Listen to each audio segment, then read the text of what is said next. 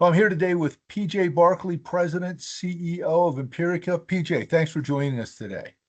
Thanks for inviting me, Doug. Great to be here. Absolutely. Hey, driver behavior.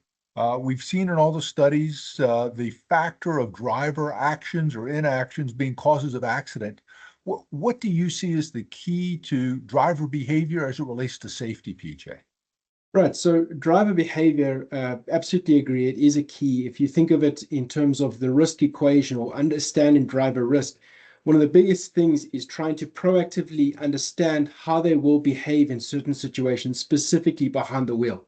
And what we've seen is one of the leading indicators to understand driver behavior is understand cognitive performance. Cognitive performance providing a predictive indicator of how individuals would perform in complex environments like commercial transportation. Cognitive behavior, cognitive performance and ability. How do you determine that, or how do you test for that at Empirica? Yeah, so what we've got is we've got a cognitive screen, and that cognitive screen, we're on our third generation of cognitive screening at this stage. We've been in this space for 30 years, and really what we've gone from is a complex in-office standardized cognitive screen that is designed to engage the brain the same way it would be during the active course of commercial driving. That's where we started, and what we've done through the years is stay true to that ask of understanding what does cognitive performance look like behind the wheel, and we've actually moved it into something that's more scalable. So something that is quick, something that can easily integrate, something that can be deployed to mobile phones. And the goal of what we're doing is to engage a person's brain in the same way it would be during the active course of driving. So what we measure are things like reaction time, executive function, ability to process cued and miscued stimuli, all of these cognitive skills that are critical for safe driving. And you think that you would actually use these on an ongoing basis. And then what that does is we look at that performance relative to their ability to drive a vehicle, and through that provide a predictive risk, looking at their behavior and how that would actually translate to behind the wheel driving. And as I understand, PJ, there's actually even been a study as to how that correlates to on the road behavior. Is that fair? Yeah, a very fair point, and I think that's a key differentiation. So I'd mentioned, the organization has been in this space for 30 years, and over 30 years we've now got to just under 300,000 real-world evaluations that look at a driver's cognitive performance to actual behind-the-wheel driving. So it's not simulated, it's not extrapolated into an environment, but actually looking at a driver's cognitive performance and then actually seeing how they would perform behind the wheel. So what we've done is we've been able to look at what are the cognitive metrics, if you will, that are most indicative of high-risk behavior that you'd see behind the wheel or on the road. And in that way, we've been able to use cognitive performance to identify real-world driver risk. And just from a study perspective, what we've done throughout the last 3 decades is just constantly publish on this research that actually demonstrates the predictive power of cognition in the context of commercial driving. Correlate the testing to the actual driving results Correct. itself. Hey, now, what you have described seems quite different than from what a lot of people think of when they talk about these type of testing. They gravitate towards thinking about personality testing, personality appraisals. Totally different what you're doing. Correct. And the way I like to describe it is when you look at personality tests, what you're looking at is an individual fit for a particular role? So is a personality fit for a particular role? In this case, would it be commercial driving? Ours is somewhat different because we are looking at behavior and functional ability. What we're answering is the individual fit for duty, fit to operate at a given point in time, be it on a pre-hire basis or an ongoing relationship of contract or employment? You led into the next one, hiring. What do you do? How is the process, and what are you looking for on a pre-hire situation, PJ? Well, when you think of hiring, hiring is not an easy decision to make. Hiring is very costly. There's a large amount of just on the pre-hire a focus that is put on an individual, there's a lot of cost that goes into it. Screening, training, and then you really want to come behind an individual to make sure that you've made the right choice for your organization. And what we've seen in industry is, again, a large amount of dollars, time, and effort have gone into trying to understand whether the candidate is right for an organization. And again, if you think of it from a behavioral standpoint, if you look past a human behavior, what you struggle with is starting to make decisions around individuals that might not be fit to do the job that you're asking of them. So applying cognitive testing upfront from a pre-hire standpoint, what we're able to do is give organizations proactive insight to understand whether an individual is fit for the role that you're hiring for. So what we've been able to do working with organizations is seeing individuals whether they've got the resilience, the cognitive resilience to do the job.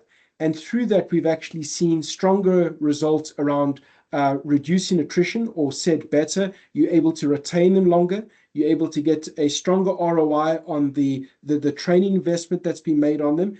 And that's ultimately what you want to do. In that way, you've been able to realize a better savings around your training budget, your onboarding budget, but making sure you've got the right individual that is behind the wheel. And through that, you've got a safer environment when they come into the role of employment or contract. So, for someone like me who goes into court and defends cases, drivers, you would provide a foundation background to say, hey, this is the proof that the right person or right skills, cognitive skills, was hired in this situation. Correct. And when you look at it, it's well established that there are 12 essential cognitive skills to operate a commercial vehicle. The only one we don't look at is long-term memory. There isn't a test that is standardized enough or long enough that actually can give you that measure on long-term memory. The nice thing about long-term memory, it's the last thing to go when you consider impairment and functional fitness. But the other 11, again, I alluded to it earlier, would be working memory, short-term memory, reaction time, executive function. These are all things that are measured, and what we're able to do is establish an individual's functional ability to do the job that you're asking of them. And we take a science-based approach to actually do that.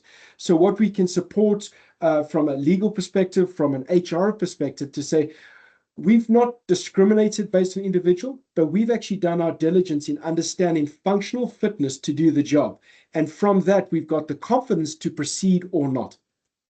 And that decision is supported by and part of the database you have of over 300,000 drivers, right?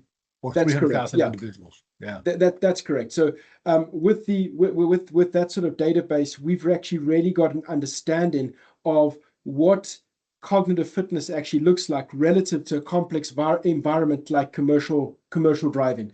So when you able to measure those skills, we can say this is, if you will, a thumbprint of low risk, or this is a thumbprint, a unique thumbprint of high risk. And that's what we give organizations to respond to.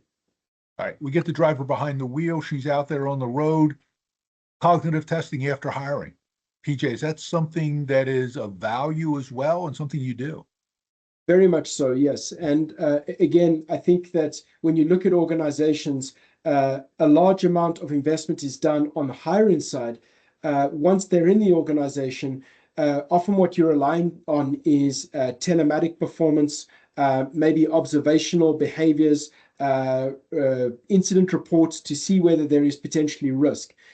Where we focus is giving organizations a scalable way to understand driver risk within their fleet at a given point in time. So it's not just on the pre-hire side, but it's on an ongoing basis to understand how an individual is changing, because the reality is that an individual's behavior will change based on various factors. For example, fatigue, underlying medical conditions, it could be emotional stresses. All of these impact how an individual is going to behave. And by using technology like this, you're able to see where the risk is within your fleet, and it gives safety managers, risk managers, the opportunity to focus on that risk within the organization. And we're not talking about, 50% of your fleet all of a sudden flagging as high risk. Typically, what we're seeing over there at any given point in time is between 2 or 3% of a fleet is showing some sign of risk that allows you to focus on that risk and mitigate it to an acceptable level. Now, PJ, I'm the last one who's going to make any derogatory comments about the older driver population. But one of the things I saw that you focus on or look for, particularly in this era where the average age of drivers keeps going up, is declination over time. And that's always a touchy thing because you can't, I don't think, pick a number or an age. It's an individualized process. How does the cognitive testing and measurement of declination fit in then overall? Right. And Doug, what I would say to you is that you're not alone, because I'll tell you that typically between the ages of 28 and 30, that's actually where cognitive aging starts to occur. So just like any muscle, anything in the body, that's typically the point where cognition is at its peak, and then it slowly starts to age. The reality is that when you are assessing an individual, it's exactly that. You cannot discriminate based on age. So it would be unfair when you are looking at cognitive performance to compare a 55-year-old against a 25-year-old, because the makeup is different. So whatever you do in the context of measuring cognitive performance, it needs to be relative to what is healthy normal for a particular individual's age.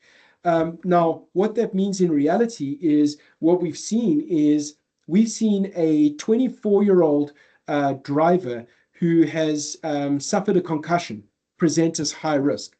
Said differently, we've also seen individuals well into their 60s and 70s actually demonstrate exceptional cognitive fitness relative to driving a commercial vehicle. And I would argue that with them being fit and they've got the appropriate experience, they would probably be your lowest risk individual. Right.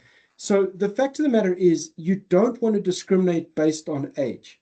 What you want to do is you want to focus on where the risk is within your organization and use tools to measure that risk so that you can appropriately respond, but certainly not target a particular demographic because of a presumed risk because of age, or whether it be a health condition or whatever it may be. You want to take a more pervasive approach to measuring risk and then focusing, responding to that risk to mitigate it. And just like with the hiring, it would give you an objective or scientifically based analysis that a person of age, just because of their age, shouldn't have been disqualified for driving post-accident, that they were properly acceptable to do so and qualified to do so. That's correct. And as I said, your senior drivers, your more experienced drivers, have got that time on task, have got the know-how. If they are in a position where they have the ability to focus and that they are fit, one would argue that that's your safest individual in your organization. And I think that that's something that would certainly help reduce the risk within the organization, ensure you got a safe fleet. Now, one of the things that really caught my interest was post-accident cognitive testing. Kind of a after-action report on that. How do you use that, and what have you found with that, PJ? So one of the things I've got to put a bit of a disclaimer over there is usually what we find is organizations responding to what I would rather refer to as performance decline, near misses, or small incidences. And the reason I say that is when an individual is in something that is really significant, it almost doesn't warrant a cognitive screen for two reasons. One, right, the risk is already manifested. So it's not like you need indication that there's risk, the risk is already manifested and now you're playing catch up. The other side of it is that if you are assessing an individual and you think of circumstance having an impact on their behavior, when someone is in a significant incident, you're probably going to find that they're highly stressed. So it's going to amplify the cognitive assessment that you put in front of them.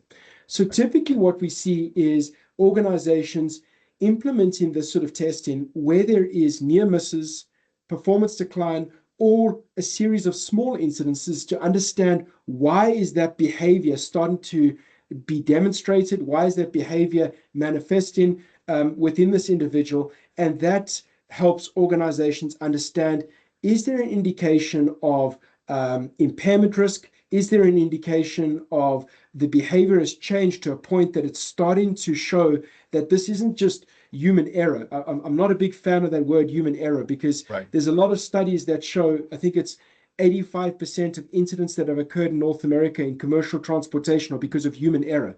What we're saying is that human error can very often be explained, understanding what has changed in the makeup of that individual that is leading them to behave like that. And that's where we want to get organizations into the position for them to respond. DJ Barklay, thank you very much for joining us today. You're welcome, Doug. Thank you very much for the invite again.